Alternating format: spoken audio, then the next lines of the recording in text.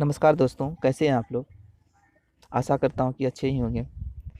आज मैं आपको पढ़ाने जा रहा हूँ क्लास 10th की फर्स्ट लेसन जो कि पॉलिटिकल साइंस से है, पावर शेयरिंग।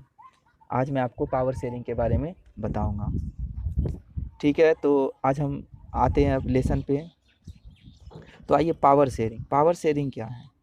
पावर शेयरिंग मतलब पावर शेयरिंग, पावर को शेयर किया जाता है। पावर जो होता है हमारे पास होता है, वो शेयर करने से एकत्रित होता है और काम आसान भी होता है। इसको हम पढ़ेंगे इस लेसन में। पहले आइए हम परिचय में देखते हैं, ओवरव्यूज में। ओवरव्यूज में आता है क्या, with this chapter we resume the tour of democracy that we started last year. We noted last year the democracy all powers does not rest with any one organ of the government। तो इस chapter के अंतर्गत हम जो पिछले साल यानी कि 9th क्लास में पढ़े थे डेमोक्रेसी के बारे में, उसी को हम आगे और विस्तार से चर्चा करेंगे। और हम पिछले साल यह भी नोट किए थे कि डेमोक्रेसी का जो पावर होता है वह एक ही ऑर्गन में मतलब गवर्नमेंट की एक ही ऑर्गन में सीमित नहीं रह सकता है। और N intelligence sharing of power among, और इसके जो पावर होते हैं शेयर किए हुए रहते हैं, पावर बटा हुआ रहता है, जैसे कि लेजिस्लेचर, एक्सिक्यूटिव, जुडिशरी। तो यह पावर जो होता है बटा हुआ रहता है विधायिका, कार्यपालिका और न्यायपालिका में, ये बटा हुआ रहता है। और इसकी पूरी तरह बटा हुआ रहता है जैसे कि लोकतंत्र के काम काज के लिए जरूरी होता है। और in this chapter that and the next two chapter, इस चैप्टर और अगले 2 चैप्टर में we carry the idea of power sharing forward. और इस लेसन और अगले 2 लेसन में हम लोग क्या पढ़ेंगे कि लोकतंत्र क्यों जरूरी होता है, इसका पावर शेयरिंग से क्या लाभ होता है। और अब हम स्टार्ट करते हैं। We started 2 stories from Belgium and Sri Lanka.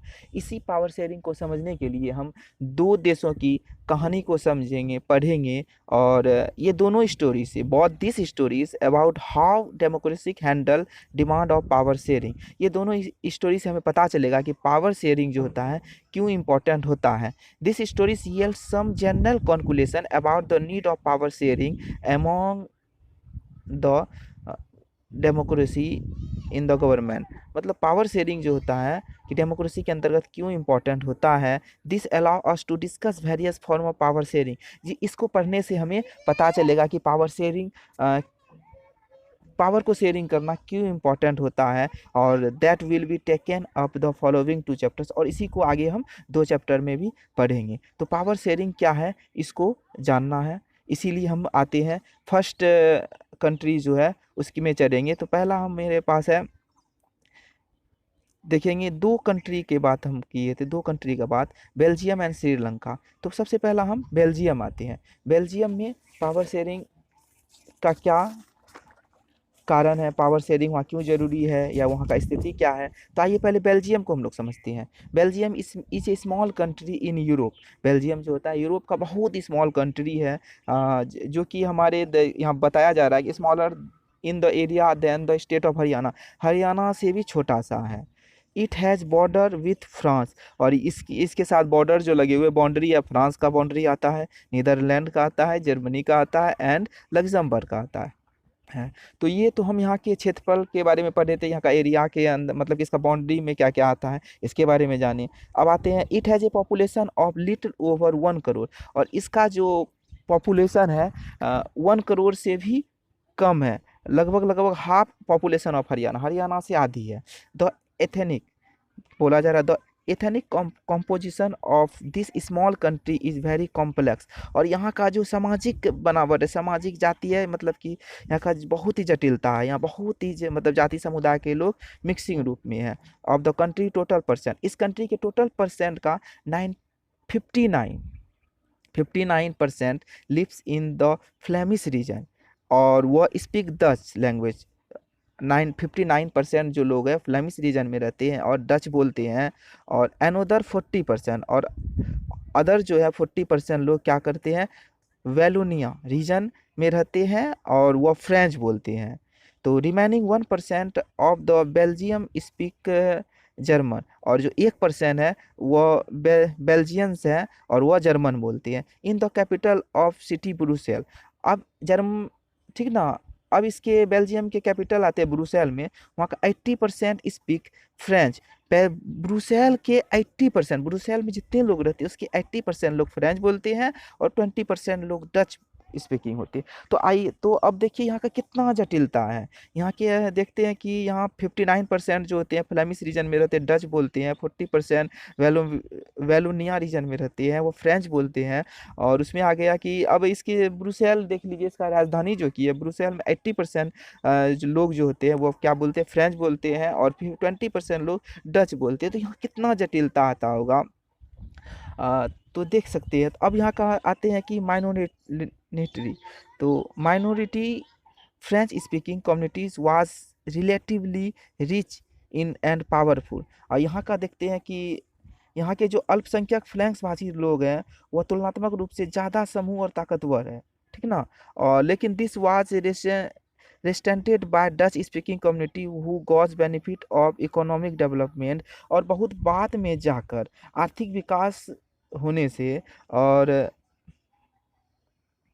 एक सेकेंड दोस्तों, एंड एजुकेशन मच लेटर, और बहुत बाद में उसमें शिक्षा पाने से, तो वे लोग अपने स्थिति को देखे, और स्थिति को देखते हुए उसमें लगा कि उसके साथ भेदभाव हो रहा है। उसके साथ क्या हो रहा है, एक सेकेंड दोस्तों।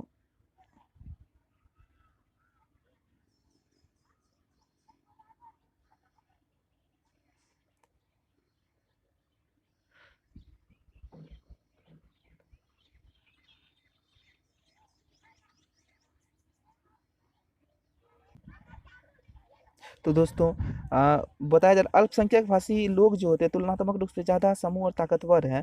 बहुत बाद में जाकर आर्थिक विकास और शिक्षा का लाभ पाने से डच भाषी लोग इस स्थिति में से नाराजगी थे। उसे लगा कि उसके साथ मतलब कि भेदभाव हो रहा है, और ये दोनों में धीरे धीरे तनाव होने लगा, ठीक है ना। और जिसके कारण ड्यूरिंग 1950s एंड 1960, और इसके कारण 1950 से 1960 के दशक में the tension between two communities was more acute in Brussels. Brussels presented A special problem. और इसके कारण, इस भेदभाव के कारण, तनाव के कारण दोनों समुदाय में बहुत ही टेंशन होने लगे। और ब्रुसेल में बहुत ही ज़्यादा प्रॉब्लम्स होने लगे। The Dutch speaking people constituted A majority in the country. Dutch people के जो लोग थे वह मेजोरिटी के साथ थे, बट माइनॉरिटी इन कैपिटल, ठीक ना। और यह एक बहुत ही समस्या थी। डच बोलने वाले लोगों की संख्या के हिसाब से ज़्यादा, लेकिन धन और समूह के मामले में कमज़ोर थे, ठीक ना। तो इसके कारण बहुत ही वहाँ पर मतलब कि वहाँ का पावर में बहुत ही गर्माहट आ गई, ठीक ना। और इसी को आप कंपेयर करेंगे अगले मतलब कि दूसरे मतलब कि देश, जैसे कि let us compare this to situation in another countries, Sri Lanka. अब हम इसको श्रीलंका से क्या करेंगे, कंपेयर करते हैं। Just a few kilometers off northern coast of Tamil Nadu.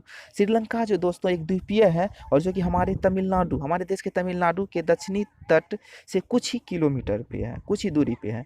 और it has about 2 crore people. यहाँ का जो आबादी है 2 करोड़ है। About the same in Haryana, जितना हरियाणा में है उतना ही लगभग यहाँ भी है। Like other nation in South Asia region. अब देखिए साउथ एशिया के रीजन के ही जैसा Sri Lanka has diverse population. Sri Lanka का पॉपुलेशन भी डाइवर्स है। The major special groups are the Sinhala speakers, ठीक ना। और यहाँ का जो सोशल ग्रुप्स है, यहाँ के सामाजिक में सिन्हला बोलने वाले लोग हैं वो 74%, और तमिल बोलने वाले लोग 18% हैं, ठीक ना। और अमोंग तमिल्स देयर आर 2 सब ग्रुप। अब तमिल का भी 2 ग्रुप है, ठीक ना। तमिल का जो 2 ग्रुप है इसकी चर्चा हम दोस्तों अपने अगले वीडियो में करेंगे। यह हमारा पहला वीडियो है। अगर कुछ थोड़ी मोड़ी गलती हो तो माफ़ कर दीजिएगा, और प्लीज़ हमारे चैनल को सब्सक्राइब कीजिए पसंद आए तो, और इससे आप ज़्यादा से ज़्यादा फ़ायदा लीजिए। और आगे अगले भी लेसन में हम आपको अगले पार्ट के वीडियो में आगे के बारे में जानकारी देंगे। थैंक यू दोस्तों देखने के लिए।